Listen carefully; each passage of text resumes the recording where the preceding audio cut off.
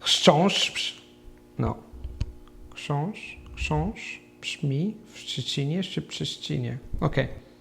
Why is it that so few people acquire a native-like accent when they speak a foreign language? They have talent, you might answer. But the reality is that the people who get a great accent actually have 3 simple things in place: interest, method, and attitude.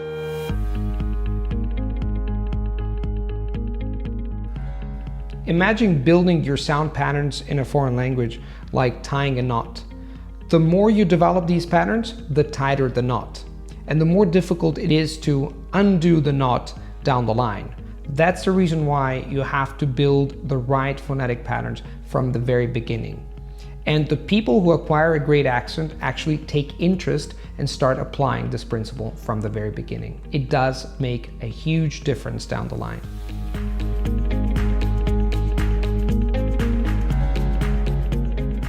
I want to go to the park. I want to go to the park, but it's too late. Can you tell if there's a difference in the way I pronounce the word park? Well, if you see it from the perspective of pronunciation, that is how we utter the word, there is no difference. But if you broaden the perspective and you take a look at the entire sentence, you will actually figure out that the tone in the word park is different in the 2 sentences. And that is fundamentally the difference between intonation and pronunciation. Intonation is and takes into account how the tone varies along the entire sentence, while pronunciation focuses on the single elements. And you don't want to focus on the trees when you look at the forest. You want to see the big picture. So the very first thing that you should do is to focus on the intonation of a sentence, seeing how the sentence sounds overall, and then you can focus on the single elements of the sentence itself. That's exactly how kids acquire sound. They focus on the sentences uttered around them by native speakers, and then they figure out the nitty-gritties of the language.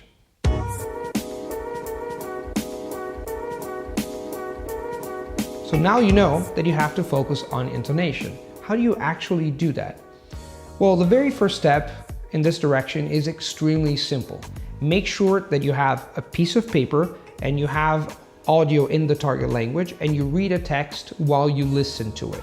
You just do something extremely simple. You just listen to it and you follow along, maybe with a pencil, seeing how the words evolve while you listen to them. This is really easy to do, it's really effective, and it establishes a first bond between the spoken and the written language.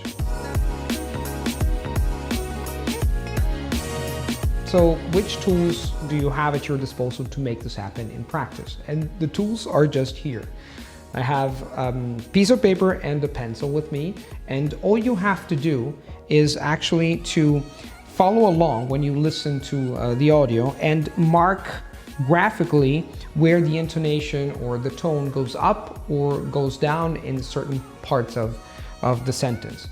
Now, welcome, first of all, to the paper world. There are no distractions here. So that's one of the main benefits. You're not distracted, you're completely focused on the piece of paper while you're listening to the audio. But there are other cool benefits. For example, by doing the simple gesture, I am literally stimulating the motor memory. My hand, my arm, and everything is connected in one piece. The action of seeing the piece of paper, hearing the sound, and at the same time marking it phonetically. It's huge. It makes a huge difference. And to top it all off, it's really easy and straightforward to do because you just have to use a pencil, and it's really intuitive to follow along and mark the intonation going up and down at certain parts of the sentence.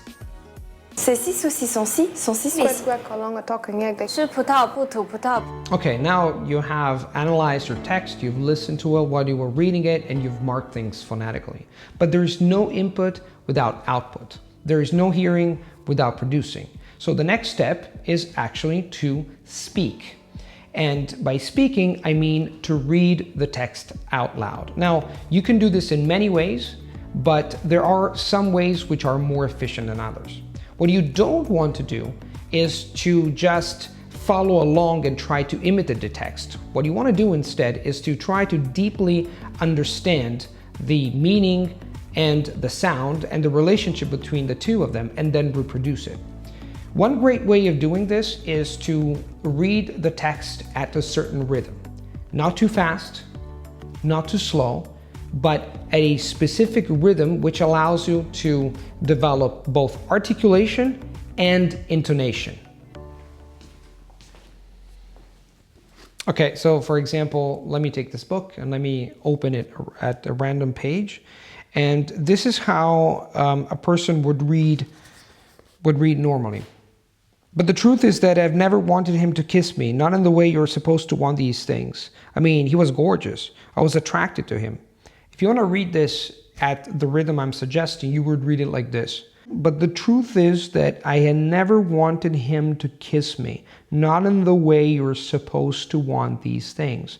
I mean, he was gorgeous. I was attracted to him. I thought about him in that way, to borrow a phrase from the middle school vernacular. But the actual touch, the realized touch, it was all wrong.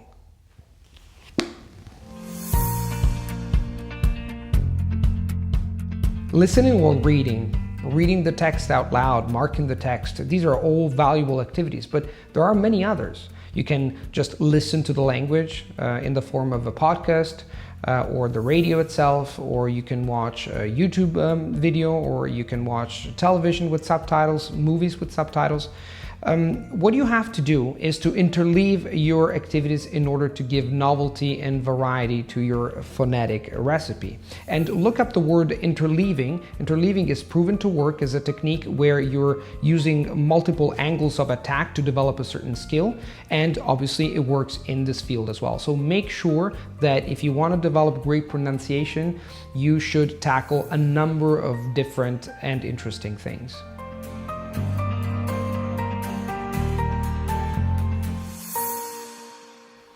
Chrząszcz brzmi w Szczecinie szybciej Ścinie. Chrząszcz brzmi w Szczecinie szybciej Ścinie. Did you see what I just did with this device? I just recorded my own voice speaking Polish, and then I just had the recording. Now, what can you do with this recording? You can listen to yourself, but you can do something even more meaningful. That is, send it to someone for feedback. And that someone can be a friend of yours, can be a native speaker, someone who speaks the language well, and can give you valuable points on the way you pronounce and you utter sentences you speak the language. That makes all the difference, because by doing that, knowing that you're sending this to someone, you will engage in this phonetic activity in a slightly different way. So here you have it. These are 7 simple tips that you can apply to make your accent great. But before I conclude, I just wanted to stress the point that getting a great native-like accent is first and foremost a matter of psychology. Your attitude counts in this regard. Your will of being someone else, not just being able to do more. That is a crucial point, and you have to keep that in mind any and every time you tackle phonetics. Now, on a very final note, I have 2 questions and 1 suggestion. The 2 questions go like this. First, do you think that having a great accent matters? And the second one is, how do you work on your pronunciation, if you do work on your pronunciation? And the final suggestion is, please go to the description box and click on the link, and you will read a fantastic and very detailed article about the fantastic and fascinating realm of sounds.